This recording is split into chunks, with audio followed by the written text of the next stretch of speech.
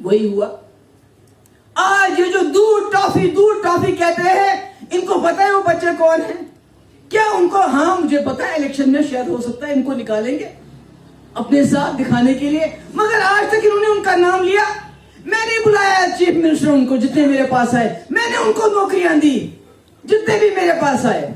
इंशा के लिए मैंने एजेंसी की, मगर आज की सरकार अभी तक वो वहीं का वहीं काम रुका, जहां मैंने छोड़ा वहीं छोड़ दिया था। मैंने यहाँ के माँ बाप को कहा अपने बच्चों को अंदर रखो, इनको बाहर मत भेजोगे तो खुदा ना खास्ता वही होगा जो बेचारी इंशा का हाल हो गया। अब जितना प्रोपागेंडा अगर अपोजिशन पार्टी करे, मैं समझती हूँ नेशनल कॉन्फ्रेंस हमारे अपोजिशन है, मगर उससे ज्यादा प्रोपागेंडा आरएसएस और बीजेपी वाले करते हैं। ये जी उन्होंने बीजेपी के साथ हाथ मिलाया, आरएसएस वाले ये कहते हैं, कश्मीर में कहते हैं, जम्मू में नहीं कहते। इसलिए मैं आपसे, मेरा जो वर्कर है, आपको सर उठा के बात करनी चाहिए। तो खोज टॉफी, मैंने कई बच्चों के सर के ऊपर से सीमेंट उतारा है हट उनके छाले पड़ जाते थे, मैंने कैंपस से बच्चों को निकाला है। मैंने तब बच्चों को अस्पताल में देखा है जब उनकी टांगों के बीच में स्टोल जलाया जाता था। मैंने क्या नहीं देखा है? और आज आपको दूध टॉफी बोल के डराते हो, डरो मत, मैंने सही बात की थी। इसलिए वक्त है जम्मू कश्मीर के लोगों के दिलों को जीतने की कोशिश करो। जम्मू कश्मीर में जो जेलों में हमारे बच्चे, हमारे लोग हैं, उनको अपने घरों में वापस भेजो। आप यहां जमात इस्लामी के साथ कोई दूर का कोई रिश्तेदार होता है, उसको नौकरी से निकालते हो।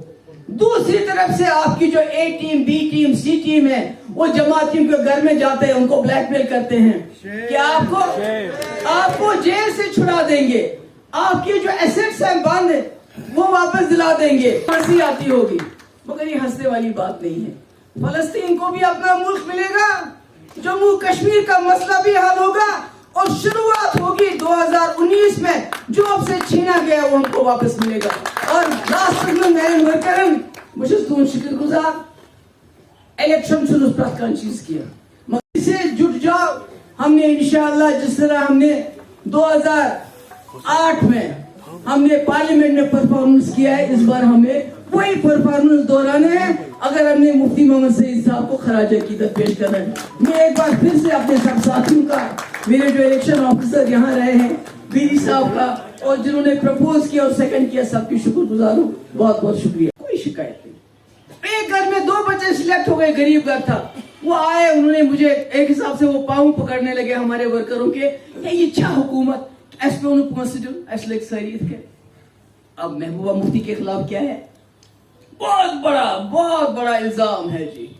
दूध और टॉफी दिन रात हमारे लोग को चलाते रहते हैं। अरे मैंने कहा था एक मां बन के तुमको, अगर मेरी बात मानी होती तो इस वक्त इंशा मेरी बच्ची आंखों से नहीं गई होती। एक तरफ से पत्थर मारने वाले शरपसंद, दूसरी तरफ से सिक्योरिटी फोर्सेस, पुलिस, और बीच में वो। सबसे पहले जम्मू और कश्मीर में यहाँ जितने भी हमारे मोअज़्ज़ज़ मेंबरान बैठे हैं, उनकी बहुत शुक्रगुजार हूँ।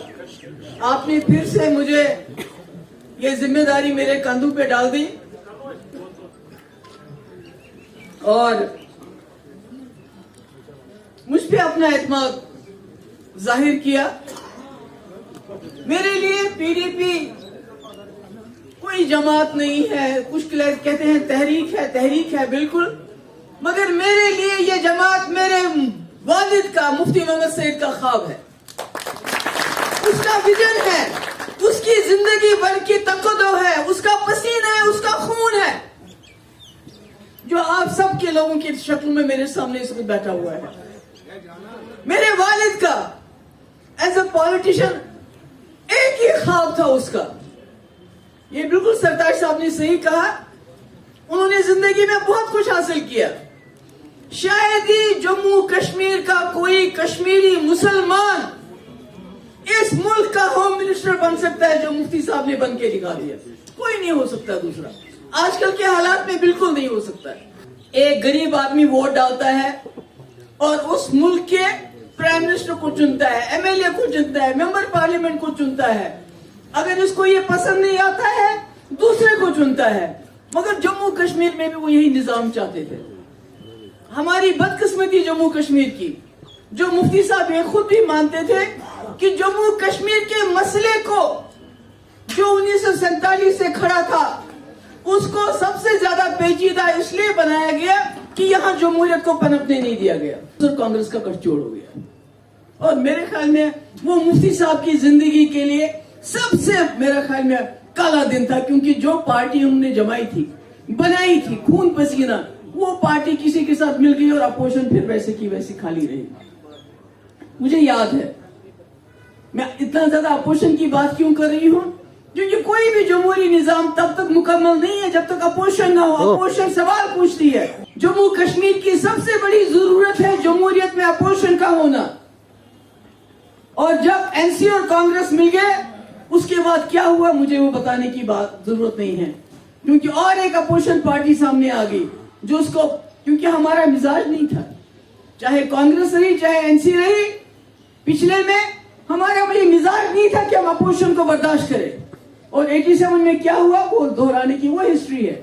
जिस तरह हमारी हिस्ट्री है कि हमने बीजेपी के साथ हाथ मिलाया, इसी तरह हिस्ट्री है 87 में दांगलियां हुई, यहाँ के नौजवानों ने बंदूक उठाई, 1 लाख नौजवान हमारा शहीद हो गया, हमारे 1 लाख बच्चे यतीम हो गए, हमारी बच्चियां बेवा हो गई, हमारे बूढ़े माँ बाप बे औलाद हो गए। ये मुफ्ती साहब चाहते थे जम्मू कश्मीर में एक ऐसी अपोजिशन बने जहां जम्मू कश्मीर के लोग खुल के बात करें। हम कोई मुल्क के खिलाफ नहीं है, मगर मुल्क की जो सरकार उनकी पॉलिसी है उनकी मुखालफत हम करते हैं जब वो गलत करेंगे, और आज भी करेंगे, कल भी करेंगे। हम ये पीडीपी बनाई और उसके बाद आपको पता है सरकार बनी। हमारी मंजिल, मैं आज भी कहना चाहती हूं, पीडीपी की मंजिल सरकार नहीं है, सरकार हमारा रास्ता है मंजिल तक पहुंचने के लिए। और मंजिल क्या है? मंजिल है मुफ्ती साहब का ख्वाब, जम्मू कश्मीर में जमहूरियत को मजबूत करके एक अच्छी अपोजिशन देना और जम्मू कश्मीर के लोगों को बाइज्जत तरीके से इस खून के समंदर से बाहर निकालना। मुझे बताइए, मैं 2 साल थी वजीर आला, मुफ्ती साहब थे 3 साल 10 महीने, मगर जितने काम मेरे टाइम में भी हुए, उस पथराव में भी या मुफ्ती साहब के टाइम में हुए, मुझे नहीं लगता है इतने 40 साल में काम हुए होंगे। मेरे वक्त में भर्ती हुई पुलिस में, दूसरे डिपार्टमेंट में, एक केस बता मुझे कोर्ट में चला गया हो, कहीं शिकायत हुई हो?